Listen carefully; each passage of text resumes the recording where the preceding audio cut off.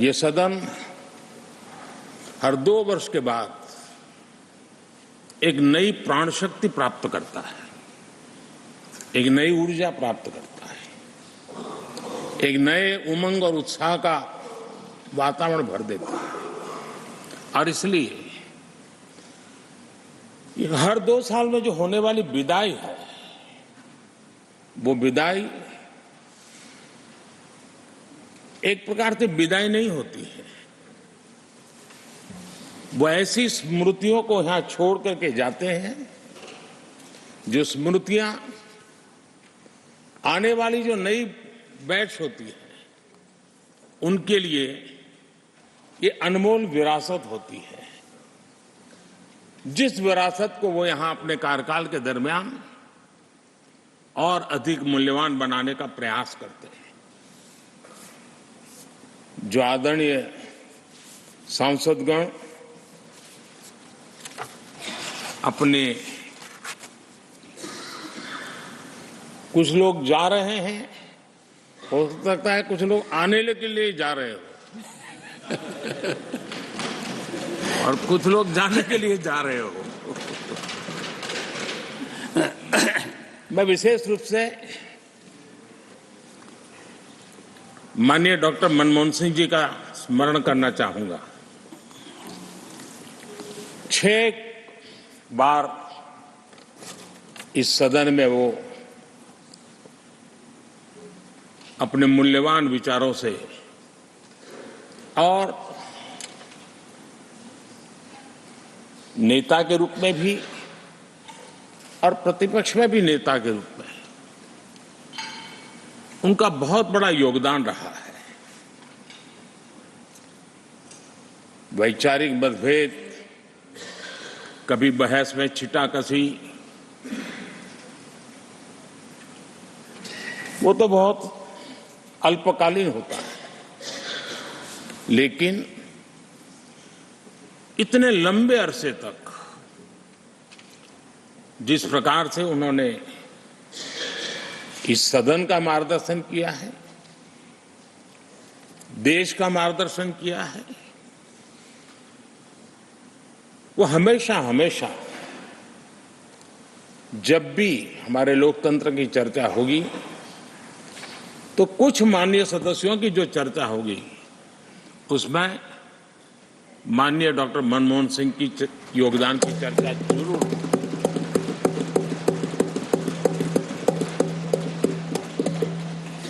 और मैं सभी सांसदों से,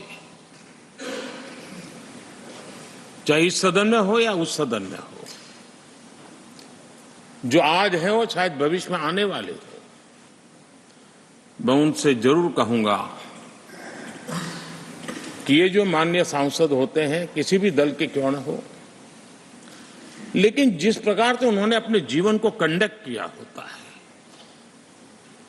जिस प्रकार की प्रतिभा के दर्शन उन्होंने अपने कार्यकाल में कराए होते हैं, उसका हमने एक गाइडिंग लाइट के रूप में सीखने के लिए प्रयास करना चाहिए। मुझे याद है उस सदन के अंदर लास्ट कुछ दिनों में एक वोटिंग का अवसर था, विषय तो मैं छूट गया मेरा, लेकिन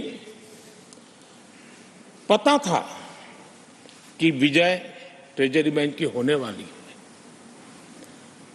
अंतर भी बहुत था, लेकिन doctor Manmohan Singh ji wheel chair में आए, वोट किया। एक सांसद अपने दायित्व के लिए कितना सजग है उसका वो उदाहरण, वो प्रेरक उदाहरण था। इतना ही नहीं, मैं देख रहा था कभी कमिटी के चुनाव हुए, कमिटी मेंबर्स के, वो व्हील चेयर में वोट देने आए। सवाल ये नहीं है कि वो किसको ताकत देने के लिए आए थे, मैं मानता हूं वो लोकतंत्र को ताकत देने आए थे।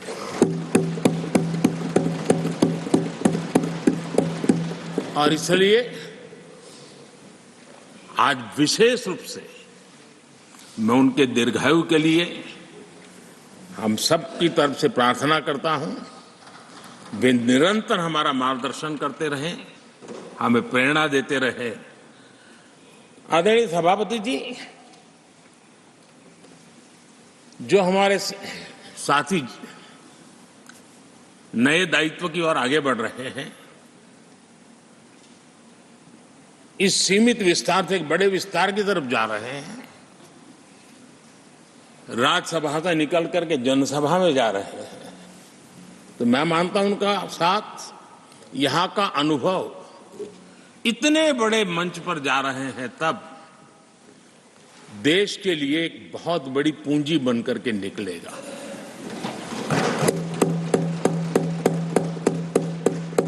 किसी यूनिवर्सिटी में भी 3-4 साल के बाद एक नया व्यक्तित्व बाहर निकलता है। ये तो 6 साल की विविधताओं से भरी हुई है, अनुभव से घड़ी हुई एक ऐसी यूनिवर्सिटी है जहां 6 साल रहने के बाद कोई भी व्यक्ति ऐसा निखर करके निकलता है, ऐसा तेजस्वी बन करके जाता है, वो जहां भी रहता है, जिस भूमिका से रहता है, वो अवश्य हमारे कार्य को अधिक ताकतवर बनाएगा, राष्ट्र के काम को गति देने का सामर्थ्य देगा।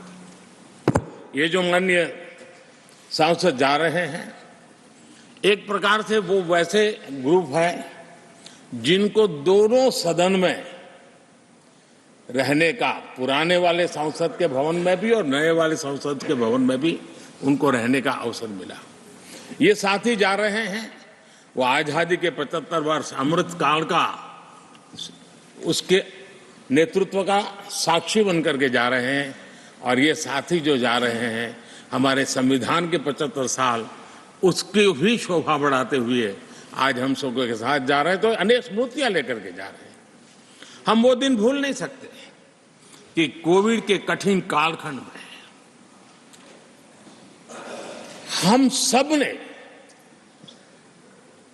परिस्थितियों को समझा, परिस्थितियों के अनुकूल अपने आप को गढ़ा। यहां बैठने के लिए कहा तो यहां बैठो, वहां बैठने के लिए कहा तो वहां बैठो, उस कमरे में बैठने के लिए कहो। किसी भी दल के किसी भी सांसद ने ऐसे विषयों को लेकर के देश के काम को रुकने नहीं दिया। और कोरोना के वो कालखंड जीवन और मौत का खेल था, घर से बाहर निकले पता नहीं क्या होगा। उसके बाद भी माननीय सांसदों ने सदन में आकर के देश की जिम्मेवारियों को निभाया, देश को आगे बढ़ाया। और इसलिए मैं समझता हूं कि उस कालखंड ने हमें बहुत कुछ सिखाया है। संकटों के बीच भी भारत की संसद में बैठे हुए व्यक्ति कितने बड़े दायित्व को निभाने के लिए कितना बड़ा रिस्क भी लेते हैं और कितनी कठिनाइयों के बीच में काम भी करते हैं, इसका अनुभव भी हमें हुआ। सदन में खट्टे मीठे अनुभव भी रहे।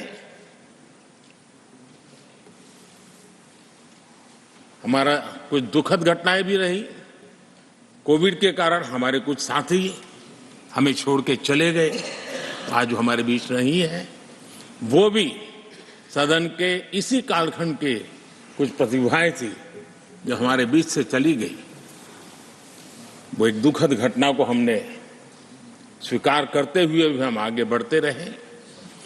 और भी ऐसी कुछ घटना हुई, कभी कभी फैशन परेड का भी हमने दृश्य देखा, काले कपड़ों में सदन को फैशन शो का भी लाभ मिला।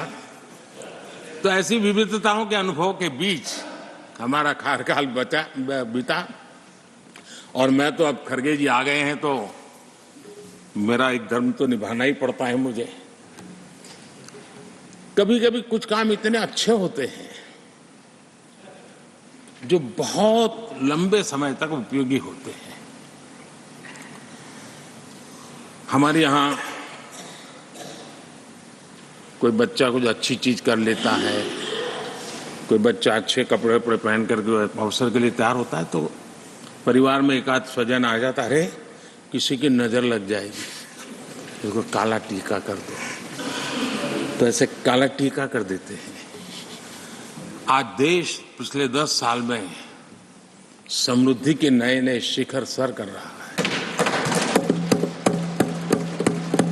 एक भव्य दिव्य वातावरण बना है उसको नजर न लग जाए, इसलिए काला टीका करने का एक प्रयास हुआ है।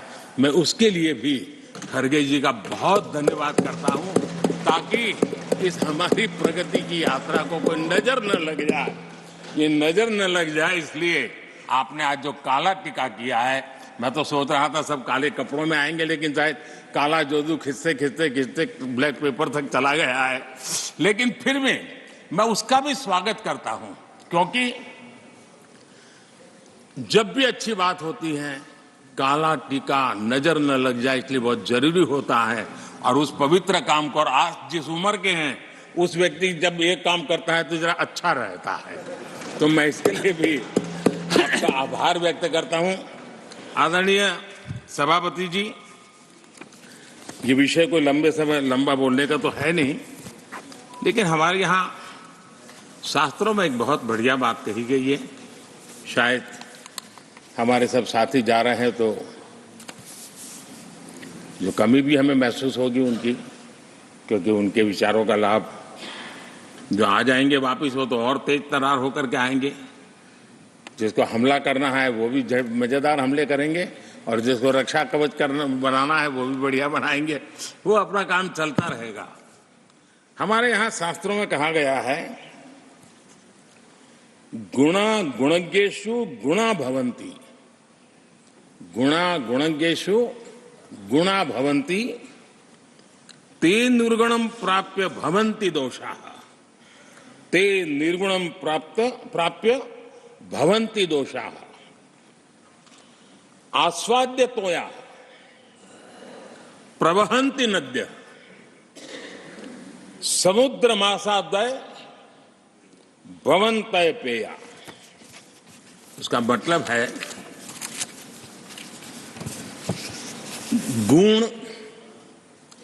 गुणी लोगों के बीच रहकर गुण होते हैं। जो गुणी लोगों के बीच रहने का मौका मिला तो उनके साथ रहने से हमारे भी गुणों में बढ़ोतरी होती है।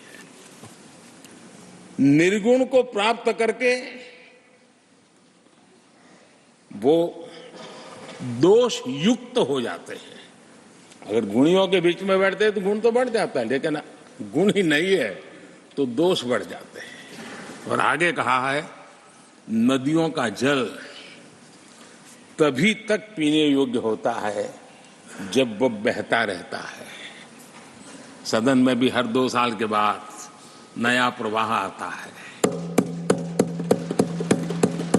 और जब तक बहता रहता है, लेकिन नदी कितनी ही मीठी क्यों ना हो, पानी कितना ही स्वादिष्ट क्यों ना हो, लेकिन जैसे ही समुद्र से मिल जाती हैं वो किसी काम की रहती नहीं है। उसमें दोष आ जाते हैं, दोष युक्त हो जाते हैं। और इसलिए समुद्र को प्राप्त करने के बाद पीने योग्य नहीं रहता। मैं समझता हूं ये संदेश हर एक के जीवन में प्रेरक रहेगा। इसी भावना के साथ जो साथी समाज जीवन के एक बहुत बड़े फलक पर जा रहे हैं, इस जीवंत यूनिवर्सिटी से अनुभव प्राप्त करके जा रहे हैं, उनका मार्गदर्शन, उनका कर्तृत्व राष्ट्र के काम आएगा, नई पीढ़ी को प्रेरणा देता रहेगा।